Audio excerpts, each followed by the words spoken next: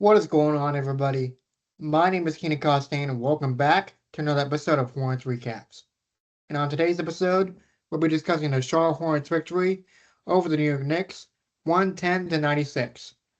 And without further ado, let's go over the box score and stats throughout this game. So taking a look at some notables for the Charlotte Hornets, you have LaMelo Ball with 19 points, 7 rebounds, 6 assists, 7 for 19 from the field, and went 5 for 16 from 3. Brandon Miller with 19 points, 3 rebounds, 2 assists, 5 for 12 from the field, 3 for 8 from 3. And Knueppel with 13 points, 6 rebounds, 5 assists, 5 for 14 from the field, and went 3 for 10 from 3. The team stats for both teams, you have the Charlotte Hornets shooting a 45.9% to the New York Knicks 43.3%. Three-point percentage was 36.5 for the Hornets to 32.5% for New York. The free throw percentage, 76.5% for Charlotte to the New York Knicks, getting 62.5%, and only went 5 for 8 from the free throw line. Total rebounds, 46 to 39 Hornets, and the offensive rebounds is tied at 12 apiece. The defensive rebounds, 34 to 27. The assist category, 27 to 25 Hornets. The blocks, 7 to 3. The steals, 10 to 7 New York. Turnovers, 17 to 10 Hornets. The points off turnovers, 21 to 11. Fast break points, 20 to 8 New York. Points in the paint, 42 to 40 New York. Points per possession, 1.12 for Charlotte, 1.04 for New York. The personal fouls, 25 for New York. Hornets with 13. And the largest lead is 21 for the Hornets to the New York Knicks 3. For my Hornets player of the game, it is Coby White with 19 points, 1 assist, and went 6 for 10 from the field, and went 4 for 6 from 3. Coby White doing some great things once again coming off the bench, and he's been a spark all year long, like I've been saying throughout the season, which he came to the Hornets back in February. Coby White putting up outstanding numbers and coming off the bench, lifting up a spark for the bench on an offensive standpoint. Now can Coby White can keep this momentum going into the Nets game, which we'll get to more later in this episode. Coby White really, really good from 3, actually going 3 for 6 in this game and went 4 for 6 from the free throw line. So just to clear that up, Coby White shooting a great percentage, so 60%. So Coby White is your Hornets player of the game. So one of my thoughts during this game that took place on Sunday, April 12th, the last road game for the Hornets this season, the final 82nd game of the regular season, and the Hornets did what they needed to do. And in my last video, I explained that the Hornets might needed to win this game against New York, and they certainly did, which means they get a home playing game against the Miami Heat, which we'll get to more later in the third section of this video. And the Hornets did what they needed to do, shooting really great, and Coby White, LaMelo Ball, Brandon Miller, Miles Bridges, to name a few players, did what they needed to do. They were focused at the task at hand and got it done. With the New York Knicks, they rested 4 out of 5 of the starting lineup. So Mikal Bridges started in his 82nd game this year. And also for the Hornets, Sion James has also played in all 82 games this year. And I want to go over a list of all the players that has played in all 82 games. So if I butcher some of the names while I read the list, I do apologize. So let's get started. So the list of the players who has played in every single game this year.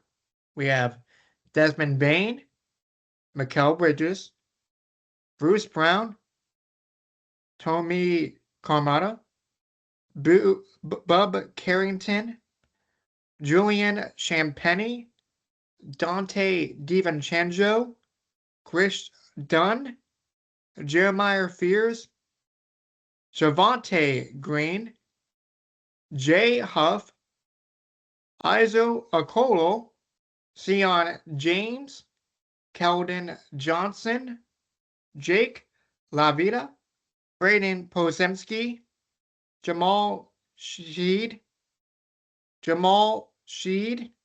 and Reed Shepard. So those are the players that started in or played in all 82 games this year. And I believe, in my opinion, this list should have been a whole lot more. And only 18 guys throughout the entire association have played in all 82 games. So congrats to them for playing in all those games and going through the schedule day by day with their respective teams. And we'll see if these guys can continue to stay healthy. And let's see if the list can get bigger starting next year. Kobe White, like I said in the Hornets Player of the Game segment, was electric, and he's a great player to have. He's brought veteran leadership. He has been to the playoffs before, and I'm super excited to have him on the team as of right now. The chemistry is there. He seems to like the Hornets organization at the moment, the staff, the players, and that's great to see. So Kobe White playing really well in the games that he's played. And let's take a look about how many games he's played this year. Kobe White has played in 21 games, averaging 15.6 points per game. Shot 46.1% from the field and 39.1% from three. And shot 83.9% for the free throw line. So that's great productivity for Kobe White. And that's a great player to have on your squad. Congratulations to Knueppel leading the league in three-pointers made, and it's the first rookie to do it. He currently has gotten 273 made three-pointers, and LaMelo Ball with 272 three-pointers. So LaMelo Ball did not take the three-point made crown from Knueppel, and it's great to have Knueppel on this team. It's great to have a presence like Knueppel, who's played in 80 games this year, and we'll see what happens with him as we get on to the next segment of this video. So, the final tally of the starting five of Musi Diabate, Miles Bridges, Brandon Miller, Knueppel, and LaMelo Ball, they ended up with 31-9 on the year, and that is fantastic. That is great. Only 9 losses with the starting five, so congrats to them. I kept you waiting long enough, so let's go over the play-in bracket. Now for the Hornets case, they will play their first playoff game in 10 years against the Miami Heat, which is ironic because the Miami Heat in the playoffs 10 years ago played against the Hornets. And now the Hornets, what they need to do to move on to the playoffs and get the 8th seed is that they have to go back home and beat the Miami Heat, and the loser of the 7th and 8th will play either the Hornets or the Heat and a second game in the play-in tournament scenario. And if the Hornets beat the 76ers or Orlando, they will become the 8th seed, and they will play the 1 seed Detroit Pistons. Now you're probably thinking, Keenan, what's your prediction? Well, I think the Hornets have a good chance against Miami. They won their last meeting by 30 points on March 17th against Miami at home. And this is the same team that played not too long ago. And I think it's possible for the Hornets to beat Miami. And it's going to be exciting for the Hornets to be back at home hosting a play-off or play-in scenario. And I'm looking forward to it. It's going to be loud. It's going to be exciting for the fans. And we'll see what happens come tomorrow against the Miami Heat. Now, if they beat the Miami Heat, the Hornets beat the Miami Heat on Tuesday, I prefer to see the Orlando Magic because the Hornets have won the season series against Orlando. They've had more success against the Magic this year. And they've done well on the road to beating almost anyone they come up against. So if I had to take a guess to see if the Hornets move on to the next playing game, it would have to be Orlando. Because Philadelphia, no Joel Embiid, but Paul George, Tyrese Maxey, it's going to be tough to beat with at Philadelphia. So if I had to choose, Orlando would be my second game if the Hornets beat Miami. But like I said, we'll see what happens come tomorrow. I'm looking forward to it.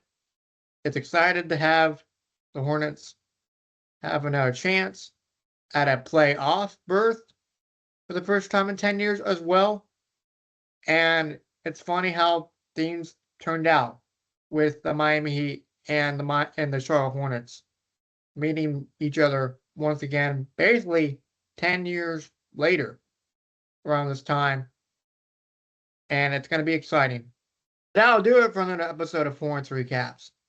Again, my name is Keenan Costain, and if you like what you see, feel free to give it a like, subscribe down below for more, and the next game, again, will be taking place back at Spectrum Center at home against the Miami Heat, 7:30 p.m. Eastern Standard Time. It is not a 7 o'clock game. It's not a 6:30 game. 7:30. If you're watching on TV, it is going to be most likely on ESPN.